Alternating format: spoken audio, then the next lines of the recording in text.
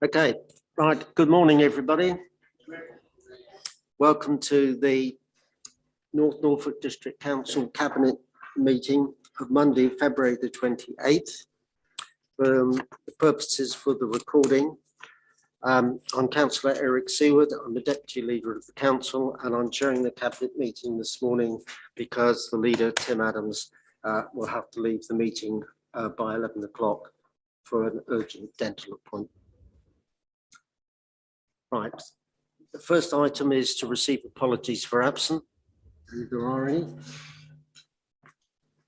Right, can we then move to the minutes of the meeting of the 31st of January 2022? We'll just go through page for page for accuracy. Page 2, page 4, page 5, page 6, page 7, page 8, page 9, page 10, and page 11. Right, I will therefore move that those minutes be accepted. Can I please have a seconder? Councillor Richard Kershaw.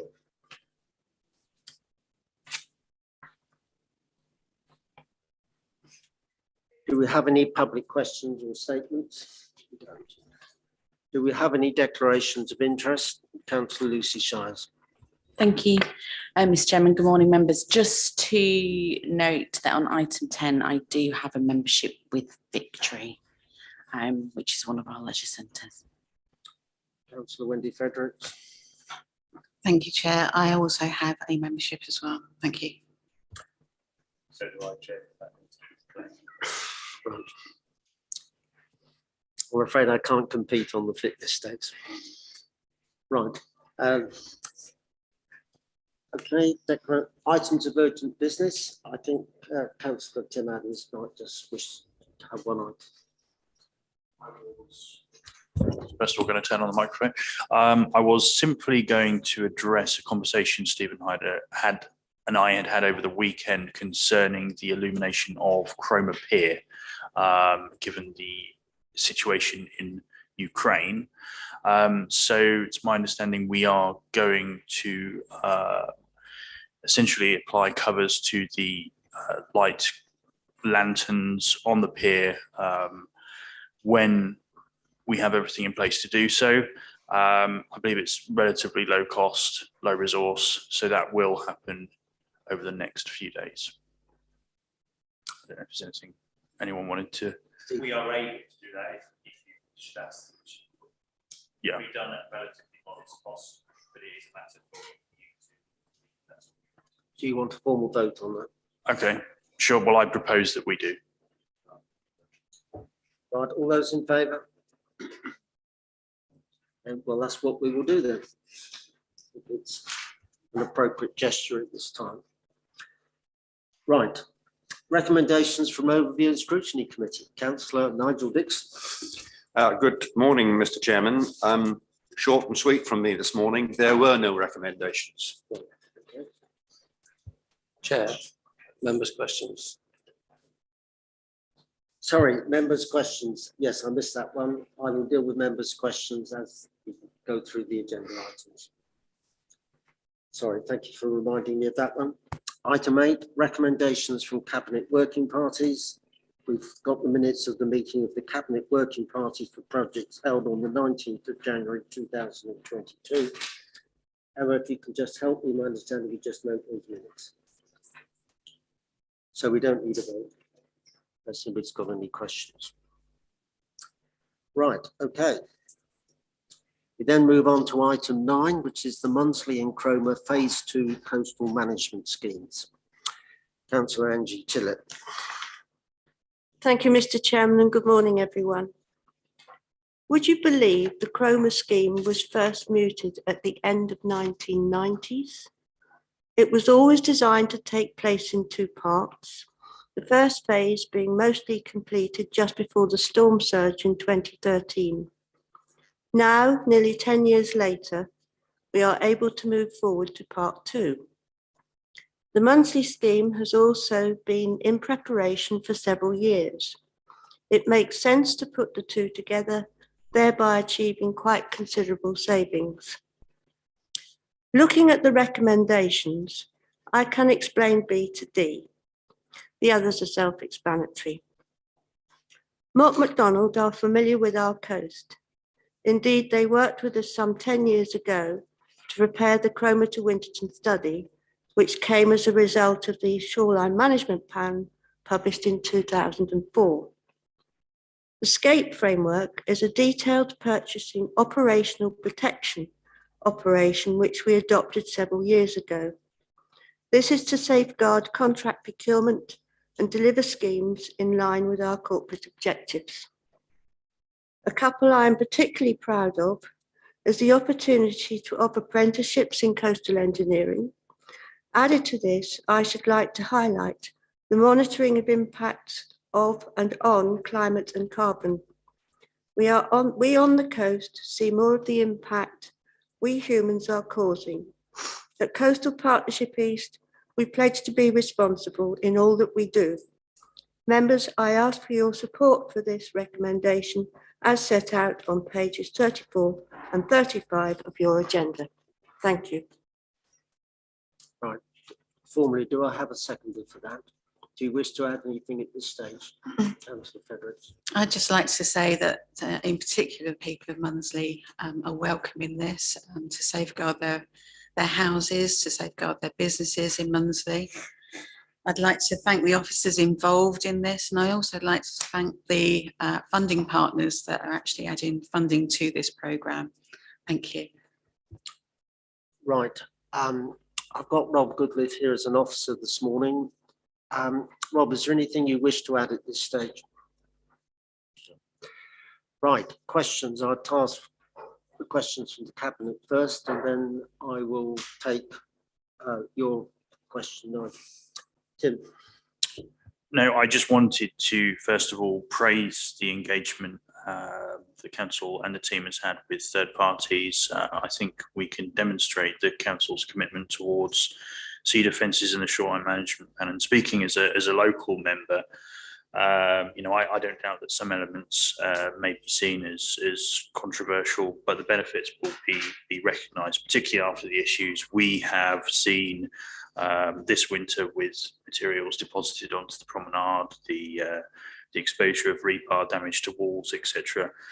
And generally just, you know, due to the levels of attrition. So I'm really pleased to see this coming forward and confident with everything that's being proposed, and I think it will make a significant difference to Cromer and Munsley. So thank you. Right, Nigel Dixon. Yes, thank you, Mr. Chairman.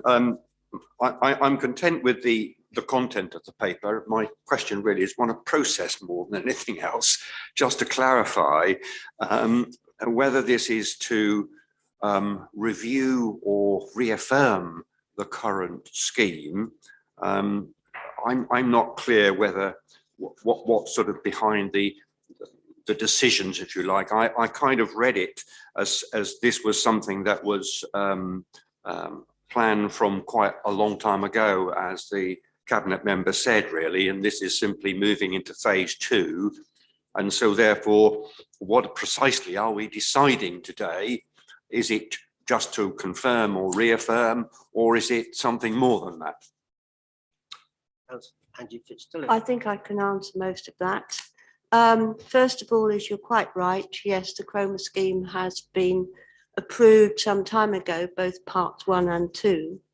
But also we are bringing together the monthly scheme, which has not yet had cabinet approval. Also, if you look at B, C, and D, those are peculiar to these particular schemes, and that is why I'm asking for your support today. Right, I think Officer Rob Goodliffe would just like to add something.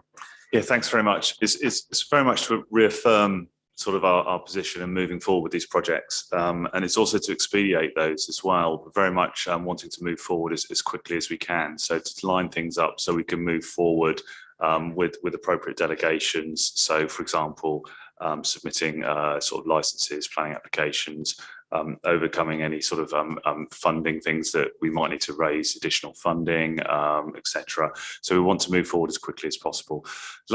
Likewise, the Environment Agency are very keen that both of these schemes are delivered. And so again, it's trying to move these forward in a really timely way to meet their timescales.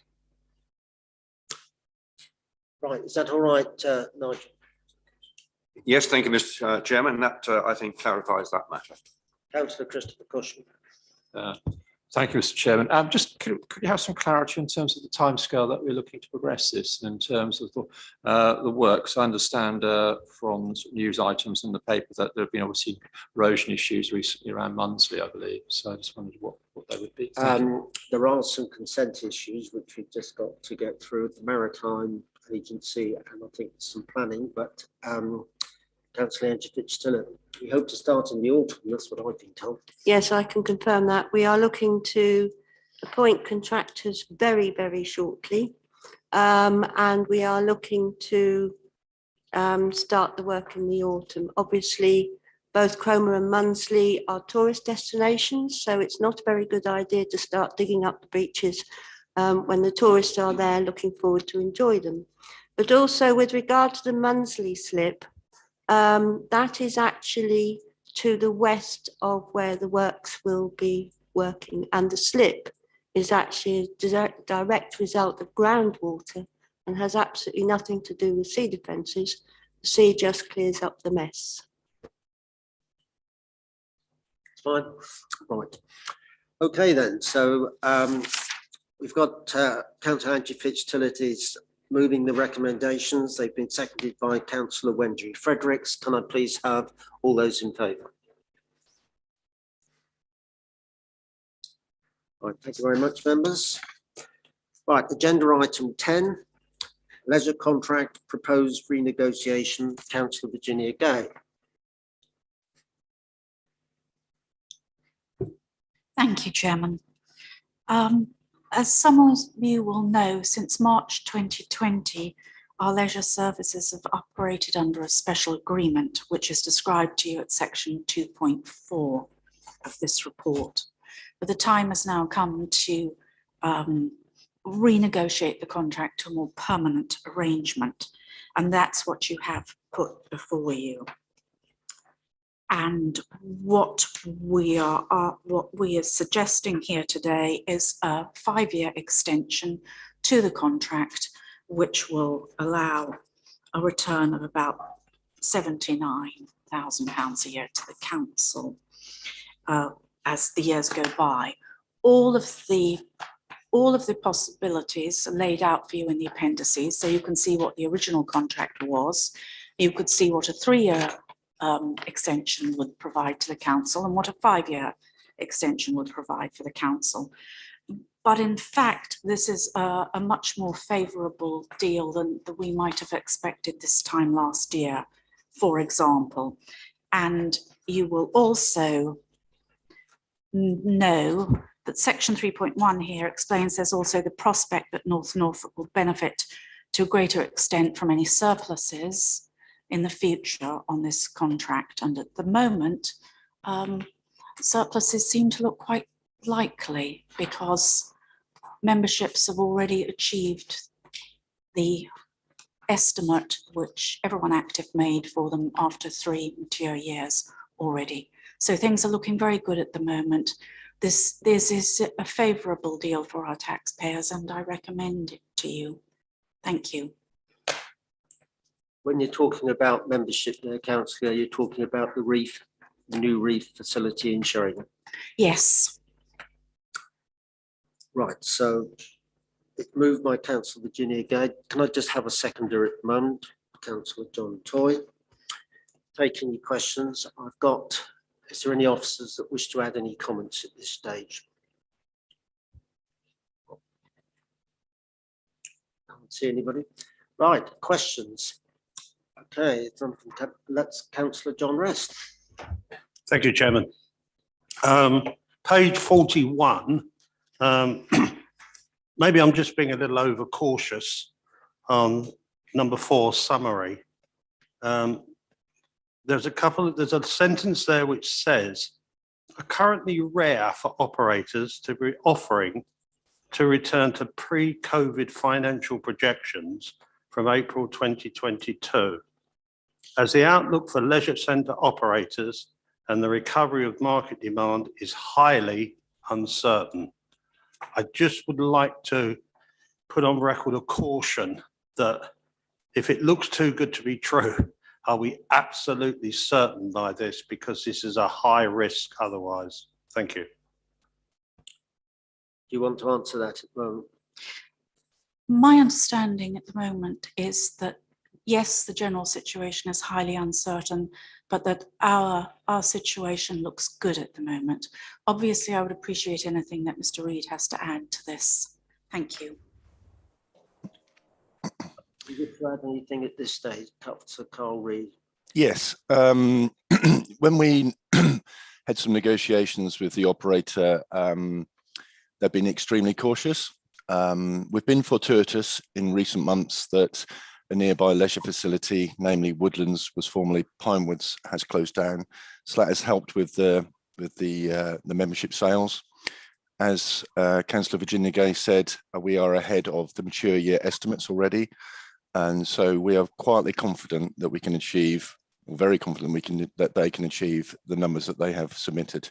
And I still think they've been quite cautious. We've pushed them to be a bit brave with the numbers and the estimates, but these are very cautious estimates. So I'm very confident. Despite the uncertainty, I'm very confident that they will achieve these. Thank you. Councillor John Rest, is any further comment? Fine. Councillor Nigel Dixon. Thank you, Mr. Chairman. I guess my question is in a similar vein. I just wanted to clarify, should you choose option 2, that it will make a 15-year contract in total. That's quite a long time. I guess bearing in mind what's already been said, I would hope that within that 15-year period, there would be appropriate points at which if there were a need to make further changes, there would be the opportunity to do so. I imagine there is some break clause of something of that nature. Usually there is, but this is not, 15 years is not actually such a long time for a council contract, particularly in normal circumstances where things are being extended. But I can't give you a legal answer to the break clause or when it would occur. Maybe someone else can. Thank you. Officer Carl Reid, can you help us? Yes, there are opportunities for break clauses. Whilst we've agreed to a 5-year extension, it doesn't give us 15, it gives us 12. We're basically starting the contract again after the first 3 years with COVID happening. We're starting again and it gives us 12 years, but it gives the operator a further 5 years on the contract to, recoup some of those losses and for us as well. It's also useful to note that the operator has agreed to take less profit out of the contract as part of this arrangement. And as Virginia Gay said, we will receive a greater percentage of any surplus over that period. So Nigel Dixon. Yes, thank you for that. The clarification of the 12 years is helpful because that wasn't apparent to me when I read the paper and certainly isn't in the option that's presented to us either. Okay, thank you very much. Right, I've got Councillor Virginia Gay proposing. I've got Councillor John Toy seconding. Can I please have a vote? All those members in favour? Right, that's unanimous. All right, thank you very much.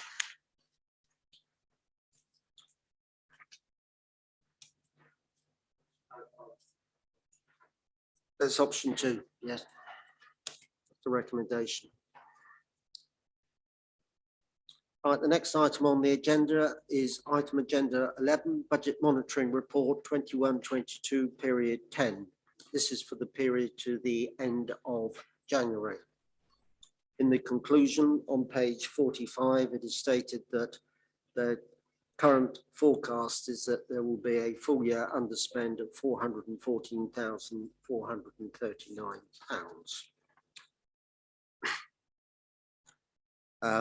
This report will also go on to the overview and scrutiny committee. From looking at the report, before I bring in Officer Duncan Ellis, the drivers of the end of spend appear to be higher car park income. We also appear to have a significant saving on waste collection and disposal. And in relation to investment income and borrowing, because we're not forecast to have any borrowings this year, that has also produced a surplus of 50,000. Can I just ask Officer Duncan Ellis to introduce this report, please? Morning, members. Thank you, Chair.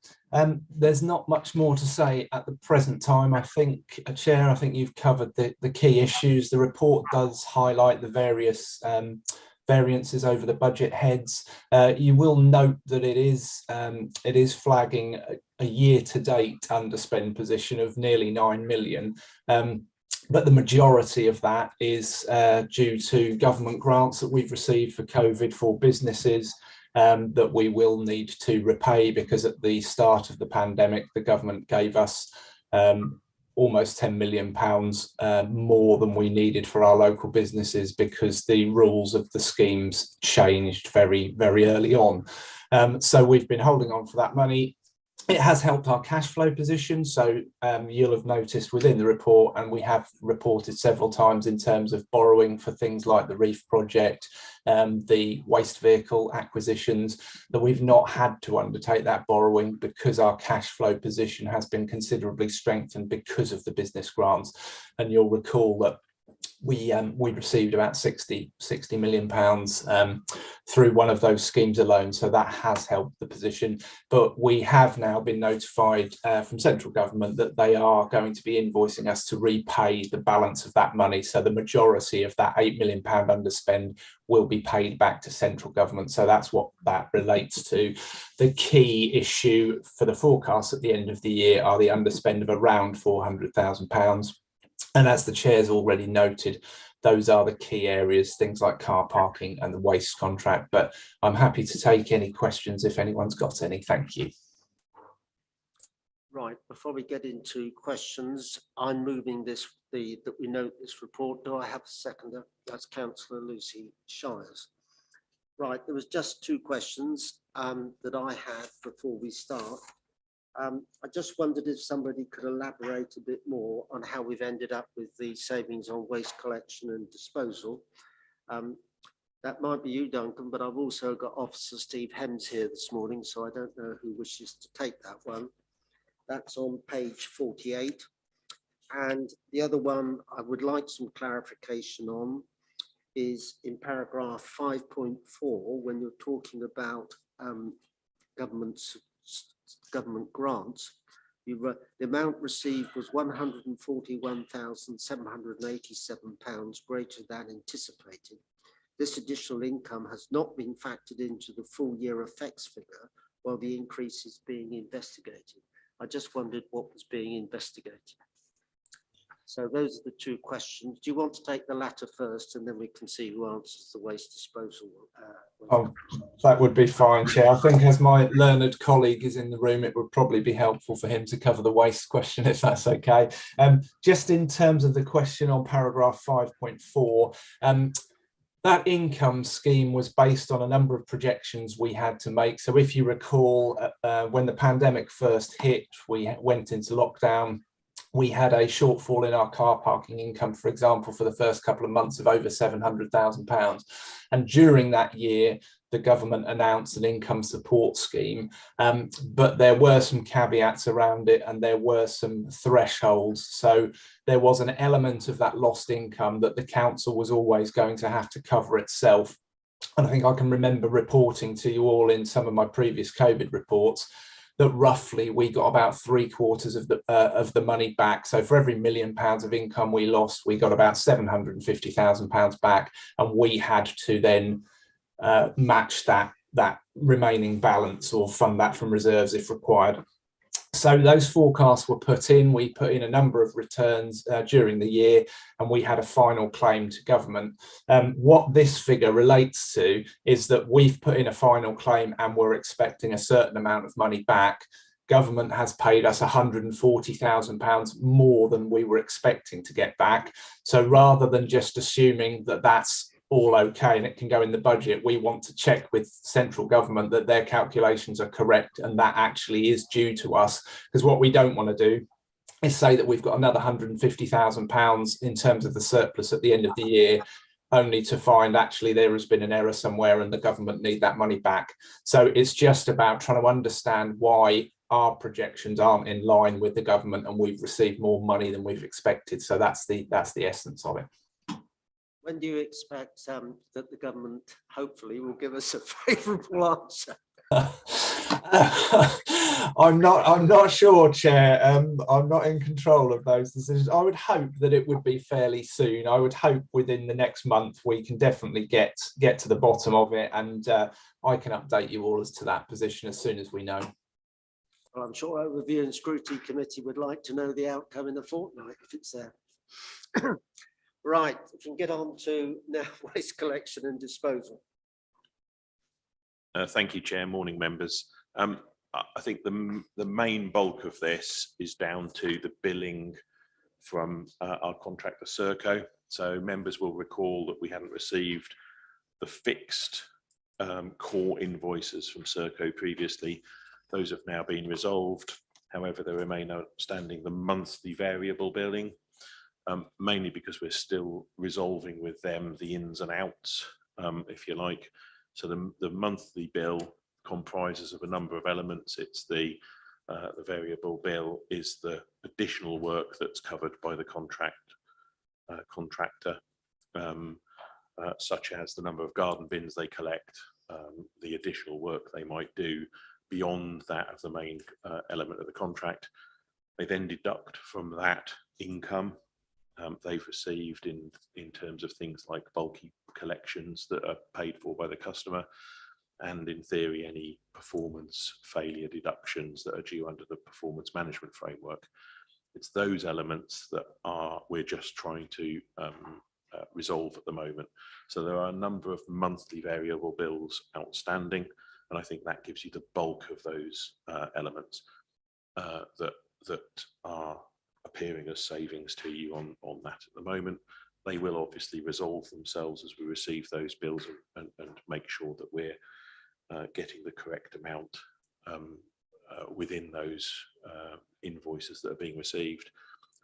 The other elements I think are due to the normal lag within the system around disposal costs and recycling credits associated with the payment of things like trade waste. Obviously, we have to submit figures. We're invoiced. We also receive credit from the county in terms of recycling credits. So I think there's a degree of normal lag within that. But you're confident that the figure of £150,000 in savings as forecast is an accurate figure? I'm anticipating that will be in that region. Right, okay, thank you. Questions, members? As I say, this will go to Overview and Scrutiny Committee, and I'm sure there will be more questions there. Councillor Christopher Cushion. Thank you, Mr. Chair. Just a quick question, if I may, on page 49. It says industrial units at North Walsham. Something of a loss there. Just wonder if anyone on Hornbeam Road, I just wonder if anyone could shed a bit more light on that, please. Well, there's a loss there at the moment because they've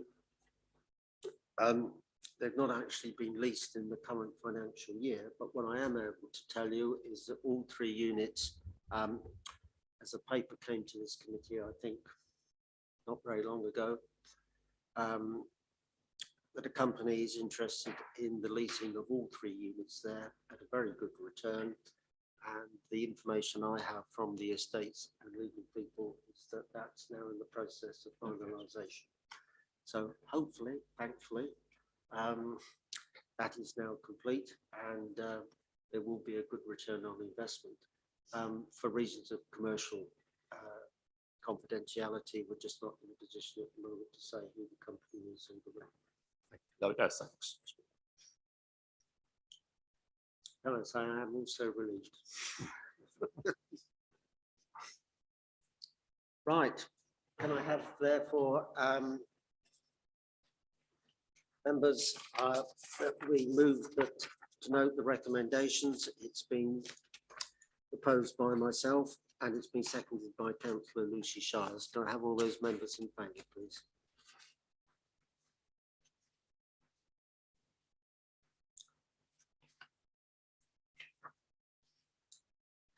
Right, I now turn to agenda item 12, which is the management performance quarter 3 for 21-22. This is the period from October to December 2021.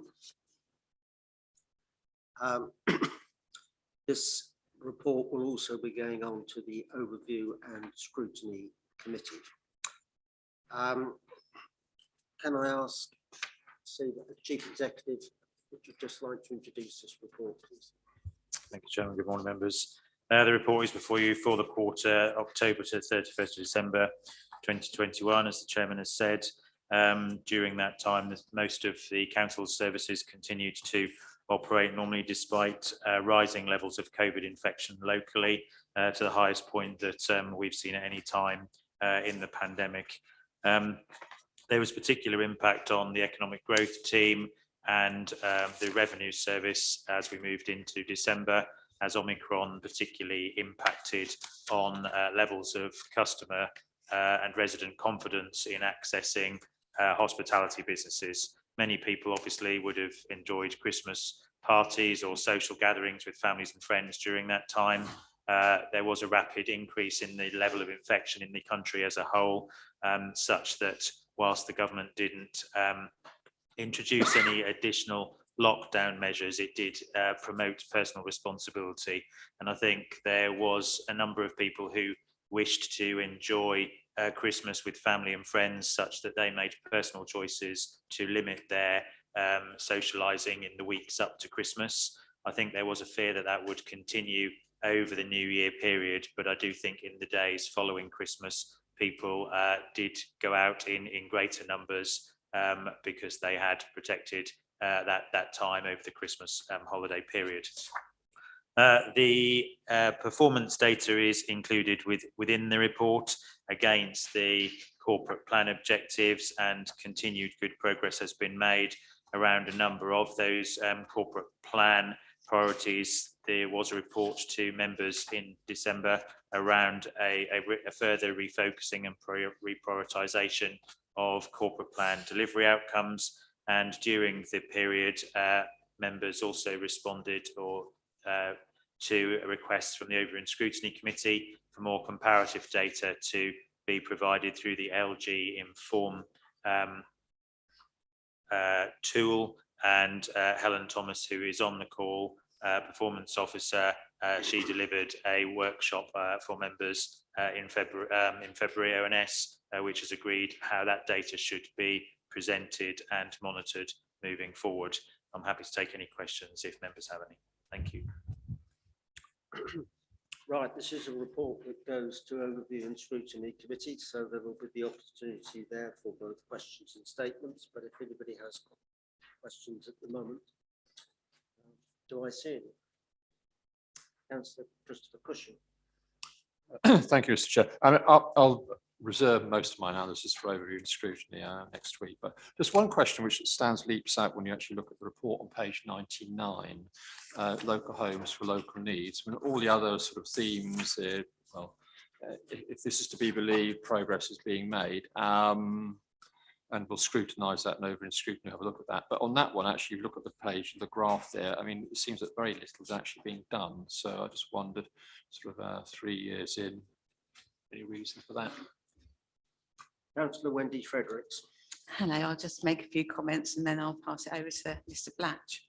If you read the report, you can see that most of the actions on there are relating to this quarter.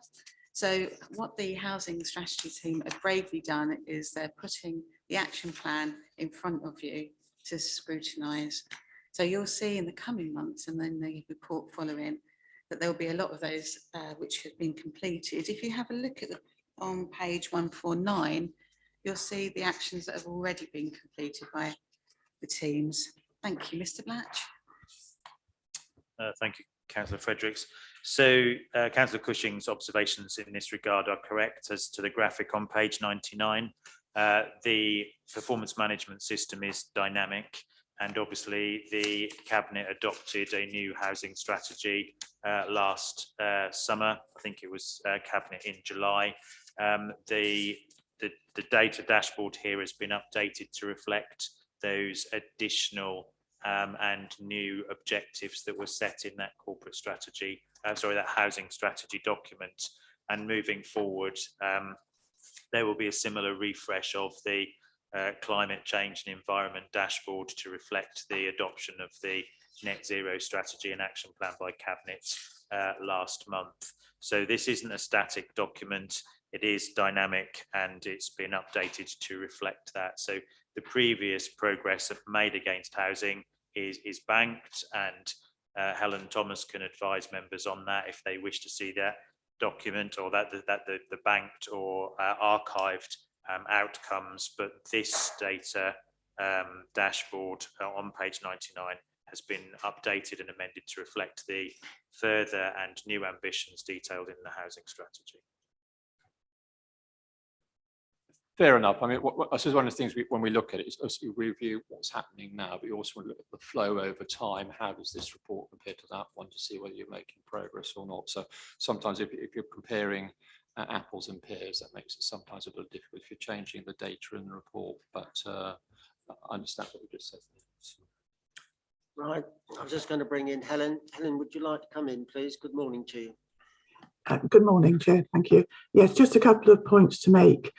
Most of the ones in that graphic that you were referring to that are shown as grey, that is almost all of them is because they're not actually due to start being delivered yet. So their delivery start dates are later on this year or in some cases even next year. And that is part of the Housing Strategy Action Plan. I included those in the report there so you could see in the first instance, this is the first time this has been included, all of the activity that is planned to be delivered. And it's up to Cabinet and overview and scrutiny if you want to see that complete picture or just want to see what's supposed to be delivered now. That's something you can discuss in overview and scrutiny and decide on what you want to see. So that's all I wanted to say on that point. Right, thank you, Helen. Helen, just whilst you're with me a minute, could you, when you look after the meeting, could you look back through what's on point 642 on page 136? It's about exploring the potential for the installation of photovoltaics on the council's assets. There's a green star, but it says not started. So yeah, I'll certainly follow up on that and find out what's going on. I did try to do that, but wasn't able to get the information last week. Well, that might be the case, but I just thought whilst you're with me, I just raised it. Absolutely, that's absolutely fine. Right, is there any further questions? Councillor John Toy. Thank you, Chair. Yeah, no, it's just the second part of the recommendation is about reviewing the benchmarking report. I just wanted to say that I found that useful.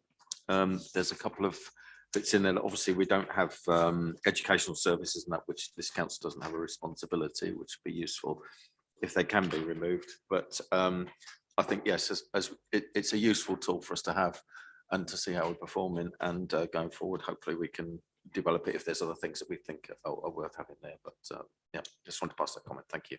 Thank you very much for that comment. Right, can I have a proposal, please? Councillor Tim Adams, can I have a seconder?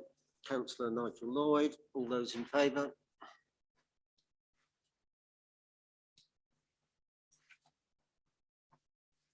Right, we now move on to the next item.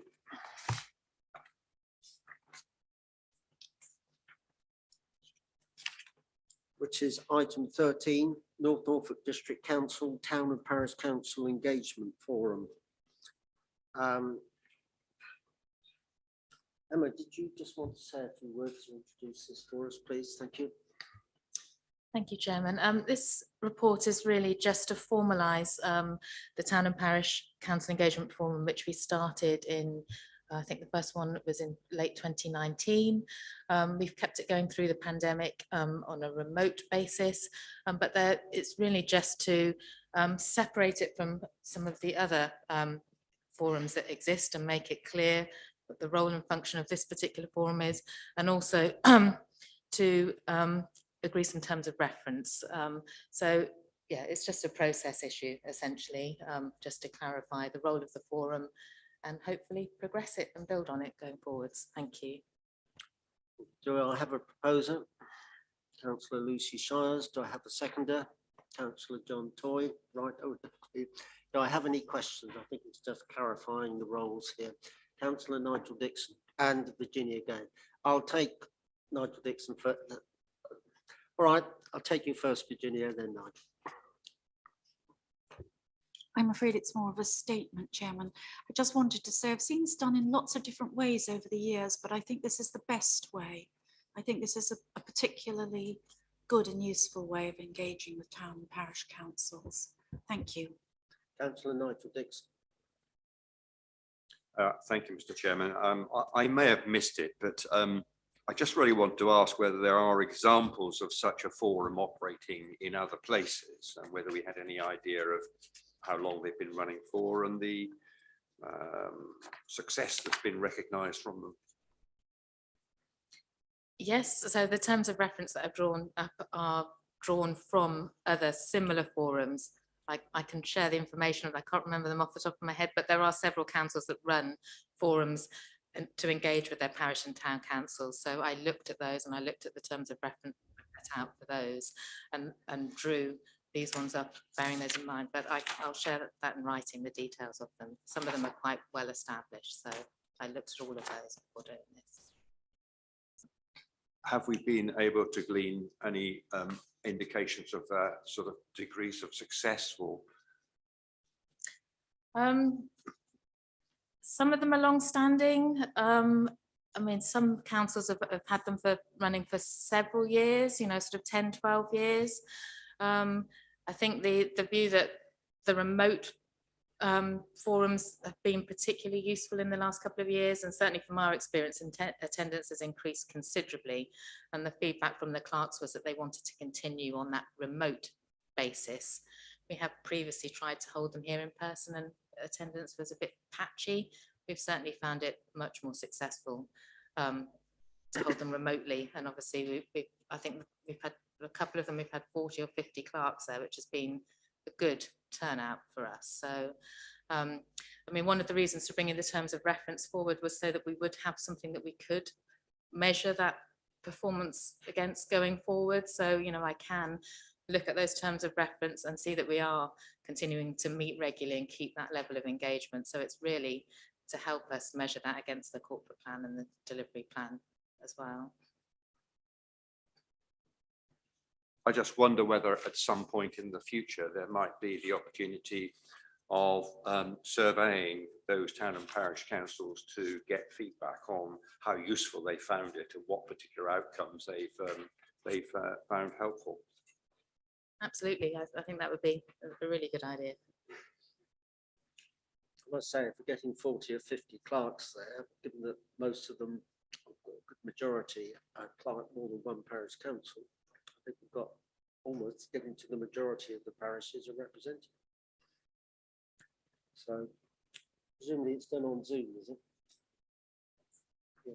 That's the preferred Yeah, it will be, sure. platform for the clerks, because they've used it for their own meetings during the pandemic. Yeah. Hopefully that good level of engagement will continue. Right. I've got a proposer, I've got a seconder, all those members. Sorry, Councillor Cushing, please. No.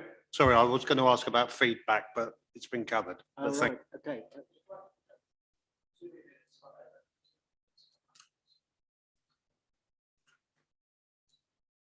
They will do going forwards, and we sort of it is a forum, so it has been quite informal, but I think now we've got terms of reference in place. I mean, I will host those sessions, so and they will be recorded as well. But yes, we will be capturing sort of action points and minutes, so that will be part of the process going forward now.